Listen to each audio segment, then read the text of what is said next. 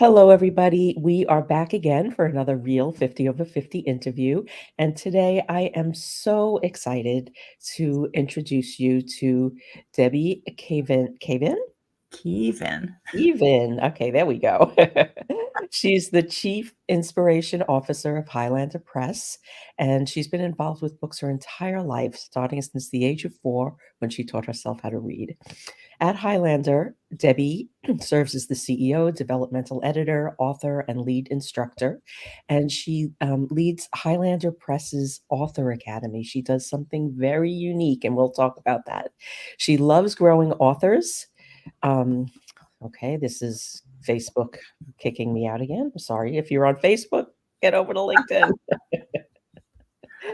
Oh gosh, sorry about that. She loves growing authors, demystifying the publishing process, and guiding thought leaders to claim their brilliance with clarity and confidence.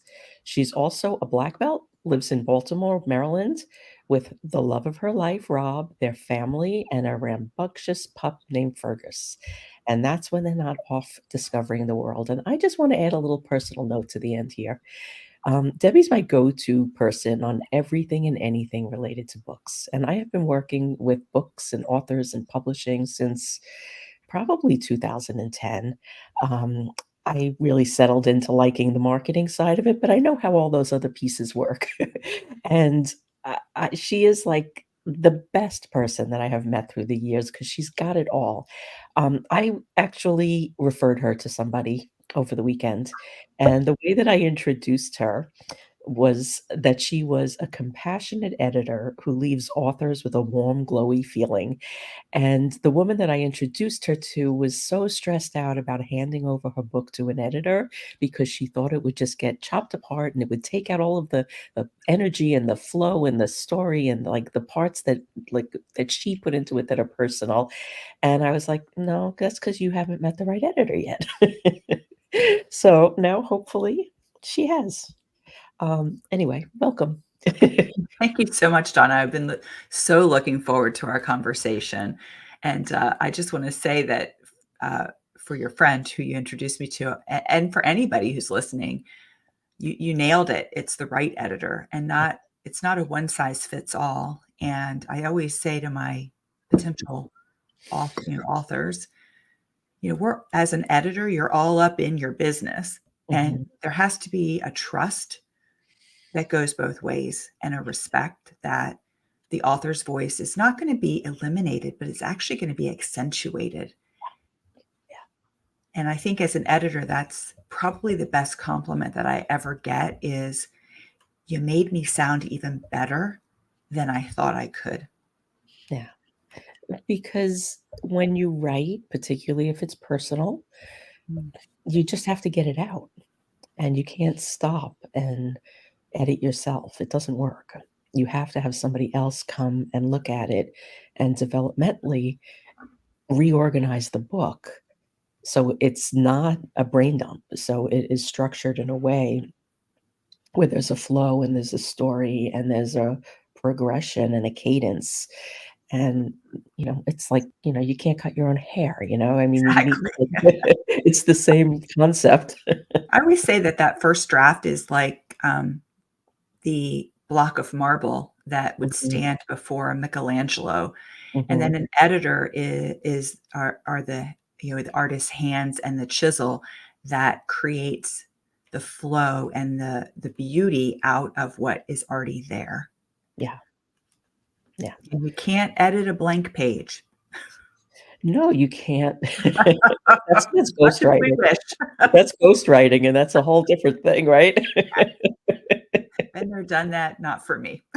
I know, and then every time I talk to you, Debbie, I think, like, I would love for you to just walk around and follow me and rephrase everything I say.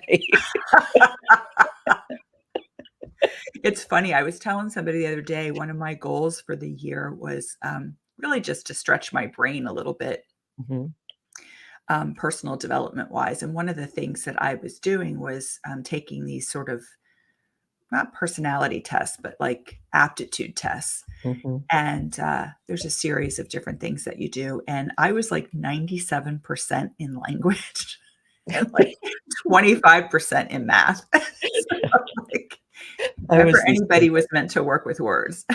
I was the same way. I taught myself to read as well, really early, about the same age as you, and I read anything I could get my hands Yes. on. Anything. We moved a lot as when I was a kid, and so the source of my comfort was the local library, Mhm, and I love to tell the story that we would go and we get a lot my mom would get a library card because I was too young to have a mhm, library card, and, I'd come back with a stack of books, and the librarian was always like, "Is she gonna read those mhm. in a week, 2 weeks?" And my mom's like, we'll be back next week for a whole 'nother stack." And in fact, I made my mom teach me how to draw my signature because Mhm. back in the day, you had to be able to sign your name in cursive in order to Yes. get a library card, which usually Yeah. happened around 2nd or 3rd grade. Yeah. And I was very impatient, so she taught me, and I drew my name. I didn't sign because I didn't know how to sign cursive, but I copied. So I got my first library card, I think, in kindergarten. Mhm. Yeah.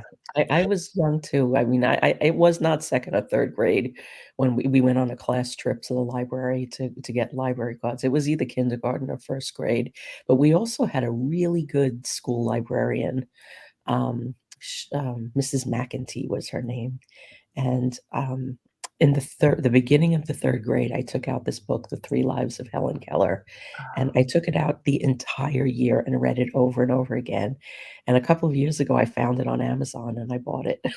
Isn't that the best? I actually was a collector of Trixie Belden mysteries when I was, a preteen and teenager, and my dad, was cleaning out his attic, and he got rid of all of them without saying, "Hey, do you want these books?" And I've slowly, slowly reacquired, almost all of them.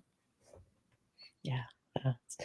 Ooh, so since we're on books, why don't we dive into Ugh. what's the ripple effect of books? Oh my gosh, so this is such a great question. The ripple effect really starts with building the author's confidence in actually doing the thing that they say. I mean, I always joke around that people say, "Someday I'm gonna write a book."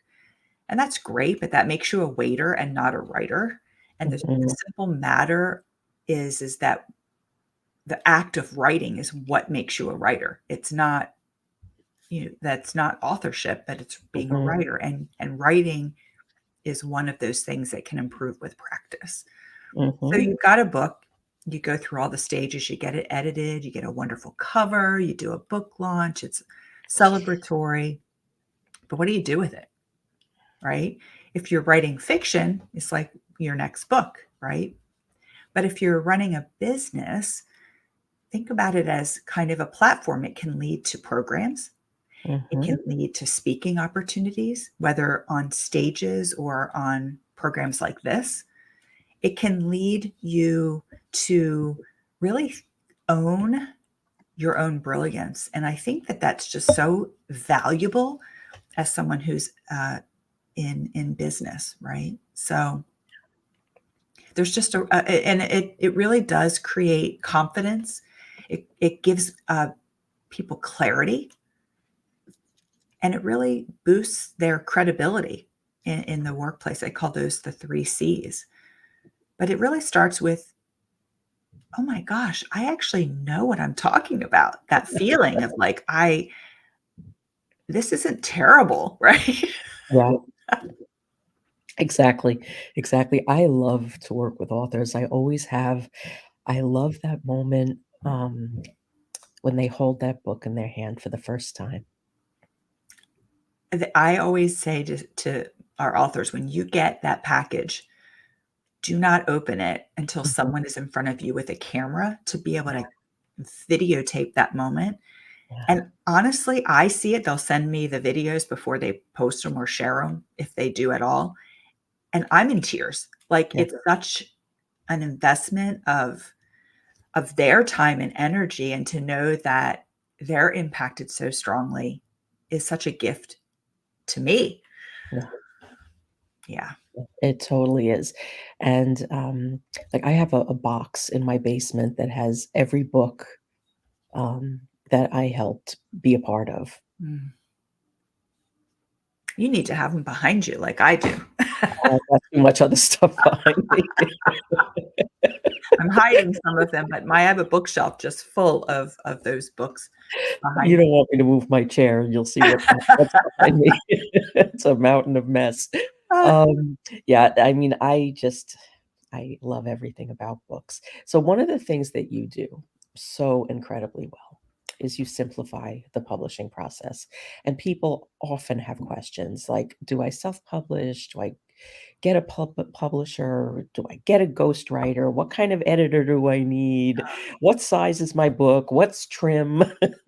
How long do you have for me to answer this question? Because there's so many different avenues that I could go in. I think what I'll do is kind of start at the high level Yeah. and say that writing is really just 1/5 of the equation, right? There's writing, which has a whole lot of steps. There's Mhm, editing, which has a whole lot of steps. mhm, There's the actual physical publishing of the book, as you indicated. Like there's the trim and the cover size and the layout and what size is mhm. my book and what formats is it going to be in, and the all the elements that go into the physical creation of a book. And then you have your book birthday, the book Mhm, launch, which is a really big celebration mhm, with the goal to get as many eyeballs on your book that day and create, as you said earlier, like this ripple effect of people mhm, being impacted.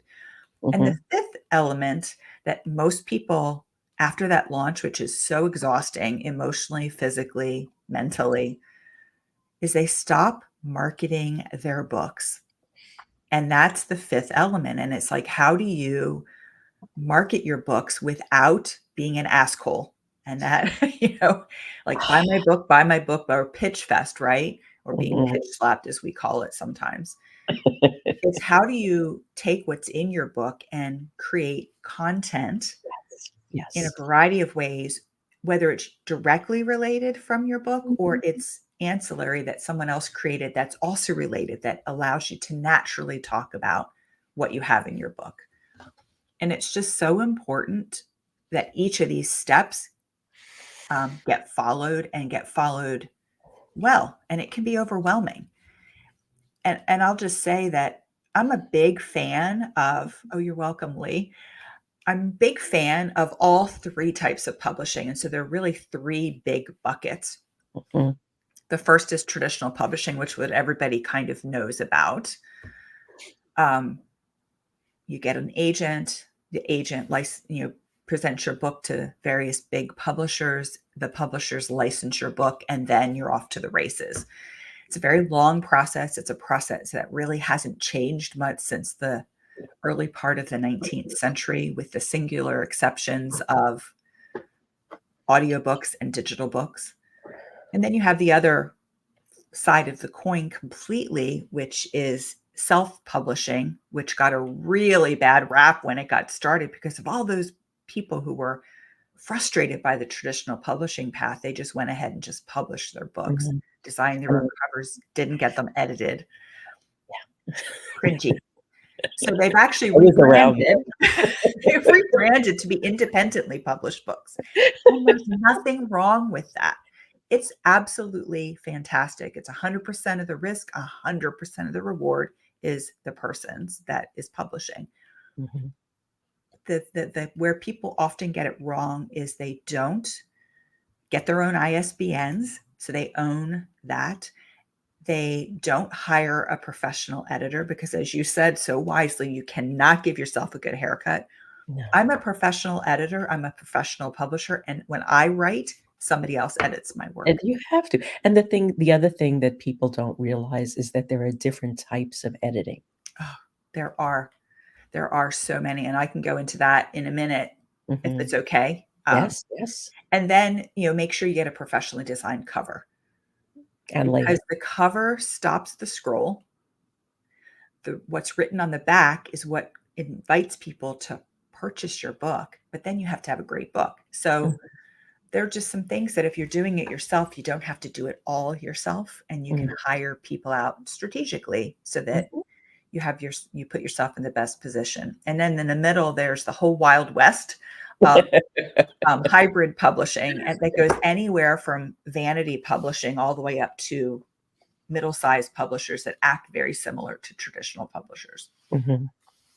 And there's a whole gamut of those. One of the best resources for somebody considering that is the Independent Book Publishing Association. They have those of us who are part of that organization, we actually have to sign an agreement that, we're ethical, that we have integrity, that we follow best practices of the organization. And one of those is about royalty payments. So Mhm. really important to do your due diligence, ask people what works for you. Yeah, and, this changes all the time. The technology changes, the rules change, the Amazon options changes the change. BSAC codes, Yeah, all of these things change, and, Yeah, I did this all. I used to do this for people. This was a service I offered, and I stopped because I couldn't keep up with it, and with everything else I was doing too. So like, whenever I have the opportunity, I refer to you well, because thank you. I it's appreciate that. Because here's the thing is whether we publish them or not, I'm still going to answer their questions and provide them resources or point them in a different direction. Mhm. And I think that's just comes from my servant leadership mentality, which Yes. I've had great mentors who've led the way in teaching me how to do that and to Yeah, serve in that way. and, on Debbie's website, she has a really good video that explains the differences of, publishing options and, like, what you need to know if you're thinking about writing a book and you've not gone down this road before, haven't in a while. So, head up over to her website and download that, and, it'll help you quite a bit, and, it's really important to know what your options are because there are so many, and, you know, like you said, they're all good options, but if you don't know what's best for you, it's highly likely you're gonna choose the wrong one. It's entirely true, and the thing too is, in that video, I talk about kind of go into a little bit more depth than what I just did here, Mhm. but I also say, here are the pros and cons of each approach. So Yeah. when you're very clear about what your publishing goal is, it does help to know that, and you can change. So I know people who have self-published. I know people who have then gone to traditional route, and they're the same person. They just, Mhm. depending upon the book, is Mhm. how they decide to publish it. Yeah. Yeah. There are a lot of different ways to do it. Can you talk a little bit about the different types of editors? Because that's something that is really confusing to people. It really is, and, it's such a great question, Donna, because I'm on a part of several Facebook pages and groups that talk, I see all the time, "I need an editor.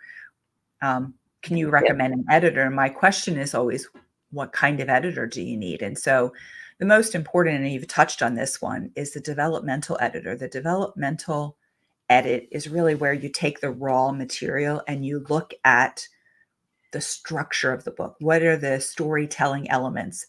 And storytelling elements get used in fiction and nonfiction and children. Like they get used in everything. And if you're writing a really good nonfiction book, you want to use the same structures, the same ideas. Here's who's the character, what's the setting, how do you pull in the storytelling elements to make it stronger? And a developmental editor will look at the structure that you've submitted and say, yes, it makes sense to tell this story linearly, or have you thought about playing with the timeline, or here's where you could add more information, or I have questions about this. Um, Especially when we're working in memoir, this happens in that somebody will tell all these lovely details about the color of their dress and where they're sitting and the tea and all of that. But the things that are really hard, the things that were the most challenging or the most difficult times in their lives, they skim right over. It's Mm. like, that's where the developmental will be like, "Hey, I wanna know more about this. Let's dig in here."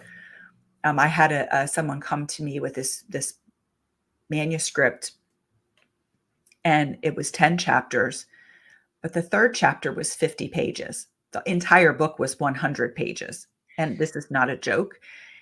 50 pages was the actual story. Mm. And it was like, let's dig into here. And it was a story really about loss and how she transformed her life through the loss of her spouse. And I'm like, 50 pages is like half your book, but it's in one chapter. This is the story.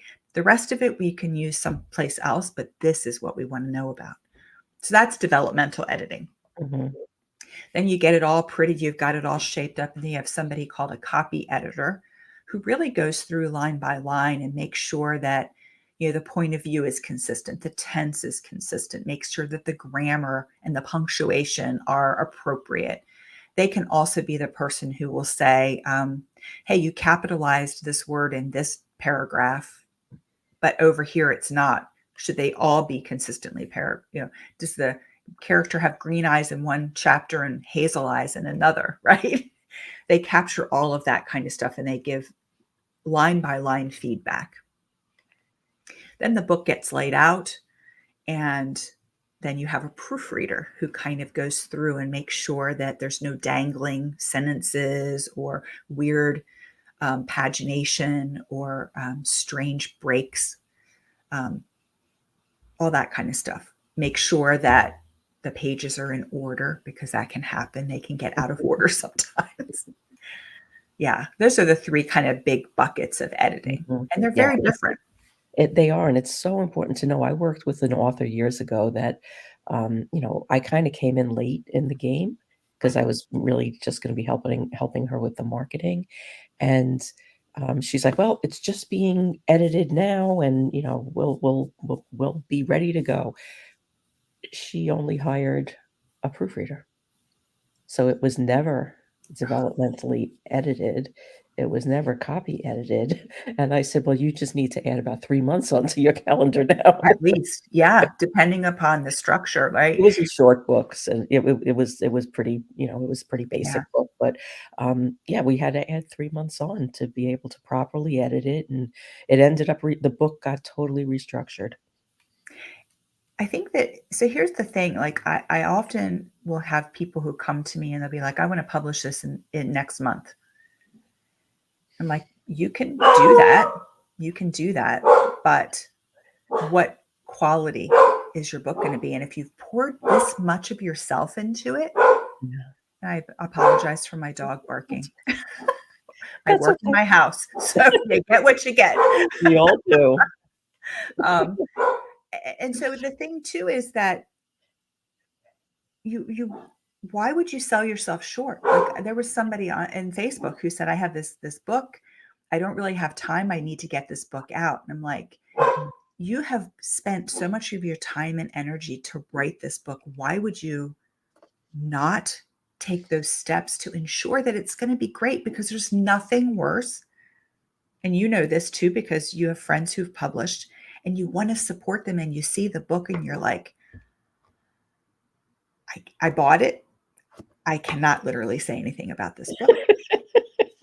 Yep. And I hate that feeling, and it Because breaks my heart, it's so honestly. fixable. It's Yeah, so fixable. yeah. I've actually had to say something a couple of times, and I was like, "You could fix this and re-upload," Absolutely, yeah. and kinda guided them through the process of, like, getting the right help and, creating a better book, because the last thing the world needs is another bad book.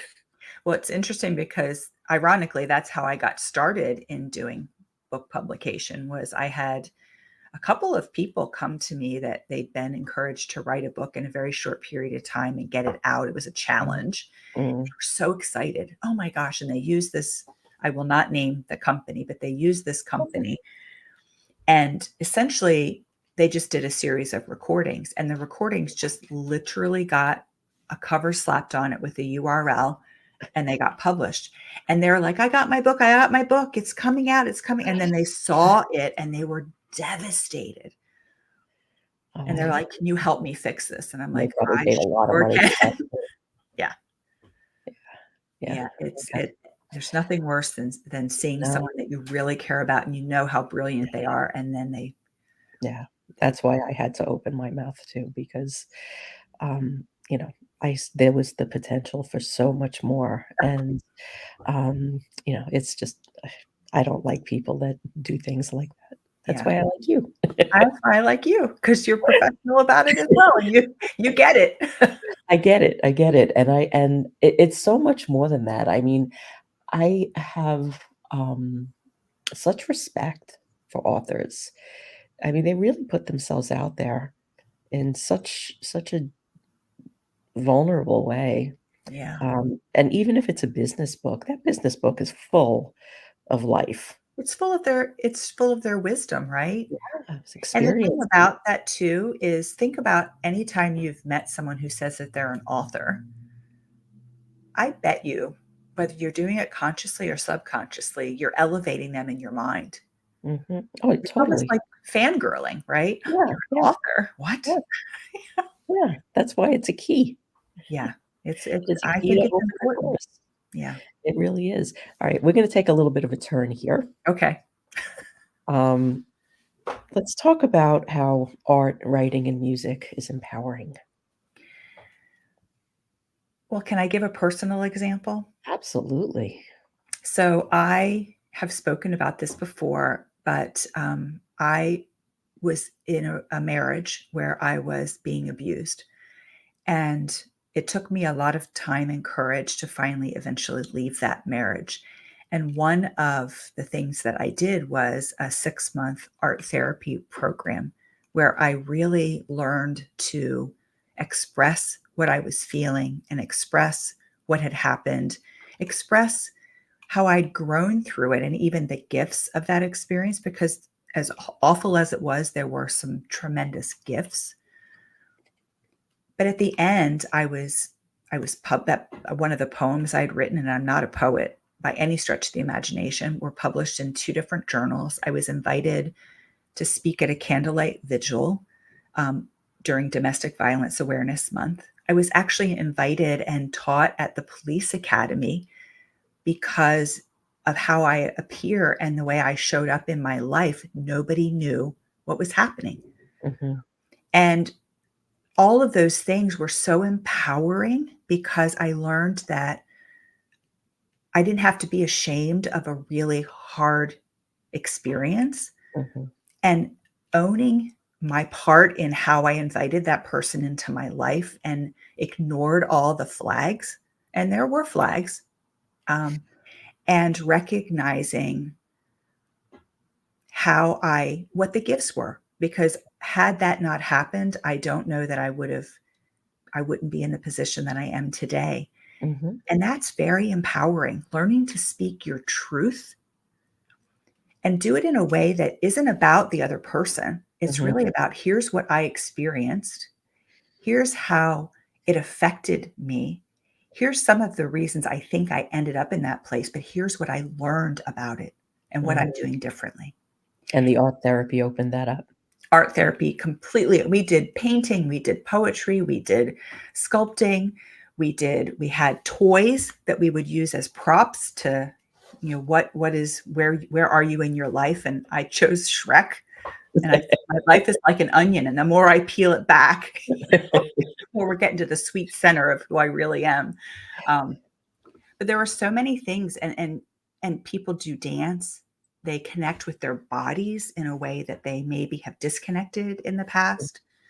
And certainly my favorite, of course, is writing, because if you can write through the really tough experiences, even if you're not sharing it with anybody, it's a very healing process because it's getting it out of your head and out of your body and onto the paper Mhm.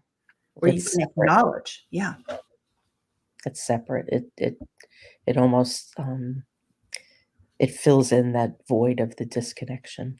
it absolutely does. And it's a very, I often hear that with some of our authors, especially when I have them developmentally go back and like dig into this part. And they'll say that it was the hardest thing I've ever done, having to relive that to be able to write it. Mhm, But it was also the most healing thing that I've ever done. mhm. And it's like you have to kind of relive the tough things to be able to go forward in your life Yeah, so you can release it. yeah, you absolutely have to, and, it comes in stages too. It definitely does. It definitely does. Yeah. Yeah, I think if we had to face those things all at once, we would never be able to do it. Oh, most definitely. And I think our minds protect us until we're able to manage through it. Because I've had things that have come up from my childhood that I had Mhm. completely blocked, Yeah. but it also then made sense. Mhm. Like some of the behaviors that I had as like pulling teeth. One is a Mhm. great example. My kids would come and like, "Mommy, I've got a loose tooth." And I'm like, "Get away from me. I can't even look at it." And I had had an experience with my mother as a child, her pulling my teeth when they were loose. And it was extremely traumatic, but I had completely blocked it until I Mhm. started writing. And it was like, oh, that's why I've been so weird about this whole thing.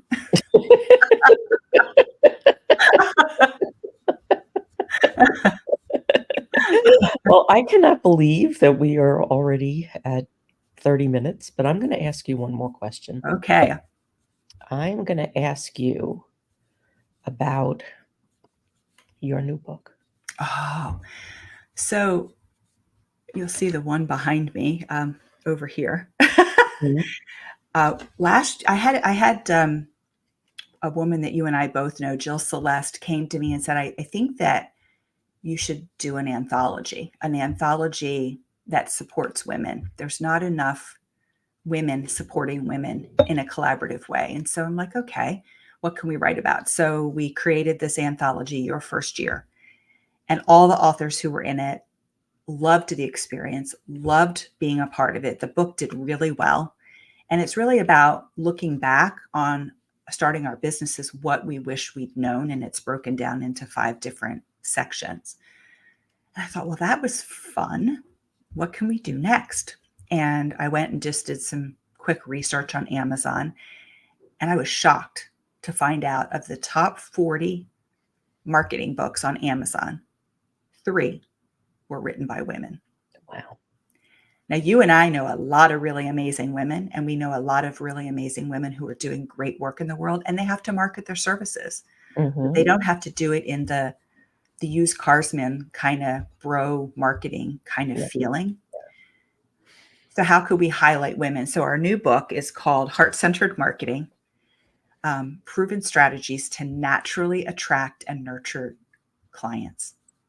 And there are 20 incredible authors from around the world who share what worked for their business and what the key takeaways were so that other women can recognize and say, oh, I can do this. It's coming out on March 6th, just in advance of International Women's Day.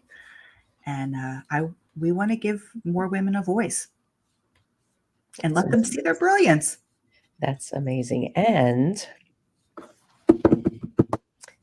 Debbie and I are gonna partner and do a collaborative book for the Real 50 Over 50, Yes. which I'm so excited about. We Ah, started talking about it a few months ago, and then, life and holidays and all those things took over, but it's going to happen soon, yes. so They just stay think tuned. about all the women that you've been interviewing and all the interviews that you have coming up. I mean, there's so many women out there over 50 Yeah, who are just kicking it, yeah, right?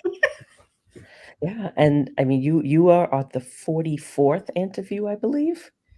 And we are booked. I mean, we're recording this in January 2024, and we're booked all the way halfway through December 2024. That's absolutely incredible. Thank you for the gift of recognizing that the 50 over 50, the real women 50 over 50, and obviously it's well more than 50. Um, I think you're just recognizing that and then creating a space for us to share our stories and connect Mhm. is such a gift and it's such a brilliant use of your talents. So thank you. It's a gift to me too. I mean, every one of these this is my favorite time of the week, unless, of course, we're doing a wisdom panel, then I have 2. But That's it is really I mean, I get so excited when I do these interviews, and I love to speak to all of these women, and I was speaking to somebody yesterday, and Um, I don't think that this really dawned on me before, but, like, everybody that's part of this is either somebody that I know personally or somebody that was introduced to me, so it's very close, and it's very tight-knit and organic, and, um, everybody is of the same mind, the same heart. It's really amazing. I just want more people to like see what I see, because at this point of the game, there's not very many people are seeing, like, know everybody the way I know them. And I just think we have so much to offer, and the ripple effect that we could all make together is substantial. Exactly. And you're empowering more women to recognize that age is really a construct, and that most of us are somewhere in our business and we're still showing up, and we're showing it's our wisdom, right? It's the wisdom revolution. You've named it so aptly. And Well, we've got women up to age 85 already, and welcoming more. damn. Yeah, and 85 and still shaking things up, still reinventing and figuring it out and trying new things, and it's just really exciting. It's exciting to watch. There's a woman that I know here in Maryland who is in her 90s, and she's been the poet laureate of Maryland. She's also for the Library of Congress. She runs a podcast called that's all about poetry. I can't remember the name of the podcast exactly. She's 90, and that woman rocks leather pants like no one I have ever seen, and she owns it. And man, I'm like, I want to be like her. Would you like to be interviewed? I probably can connect you. I'm sure she would. She is amazing. She nurtures so many people. She's amazing. Yeah. Yeah. Yeah, we're just getting started. We are. Yeah, you and I are the same age. We're both turning 60 this year, and we got, I mean, easily 30 years to go. Easily. Easily. I love what I do, and I think this is part of where we are in our lives is we're doing it because we're choosing to, and we're Yes. really owning in on our zone of excellence and Yes. where we No, a zone of personally. genius, not Yes, excellence. zone of genius. Yes, you're absolutely right. Excellence is where you settle. Yes, we're not settling anymore. We're not settling. Yeah. Screw that. Amen, sister. Preach it.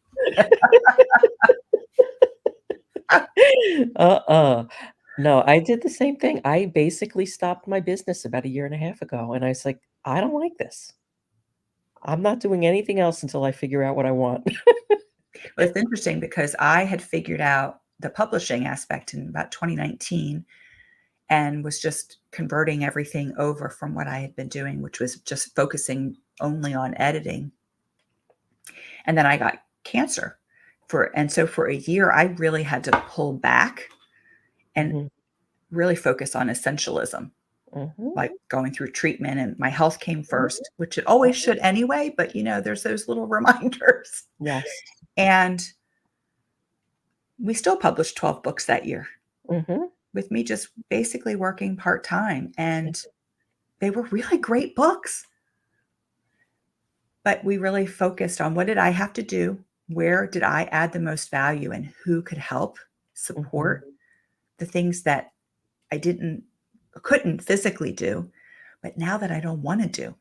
mhm, So we're lifting women up all the way around, right? mhm.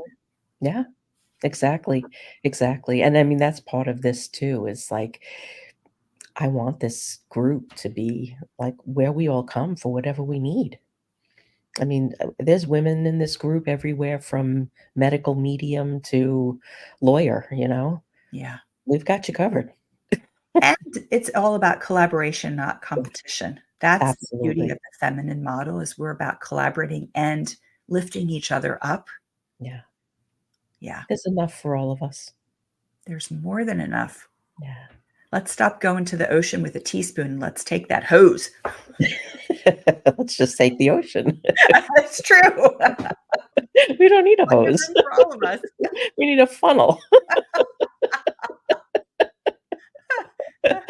Okay, on that note, leave us with a wisdom bomb. Oh, my wisdom bomb is don't be afraid to fail forward. Mm, That we can learn more from the things that don't work than we can from the things that are easy. And if you're on that edge, that's where magic happens. That's where we learn. That's where we grow. That's where we're living in the discomfort zone.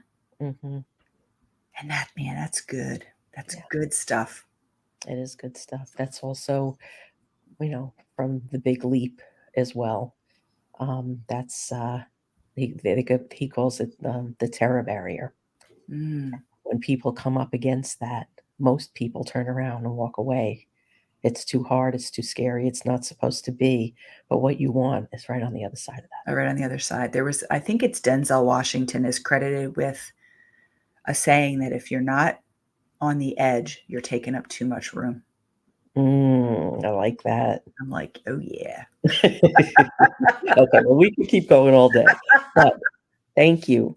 And connect with Debbie, HighlanderPressBooks.com. She's also on the Real 50 Over 50 webpage. This interview will be here. She's going to be on our panel next month on confidence and self-love. So stay tuned for some more details on that. And we just love her. Well, right back at you. I'm gonna do the Travis Kelce, Taylor Oh, Swift heart. and I gave mine a Ruth. Thank you Okay, for thank having me, Donna. It's you. been my absolute pleasure. And everybody have a lovely Wednesday and share this with someone who needs to see it. And we'll be back next week and the week after that and the week after that and as of today all the way into December. Yay. Bye everyone.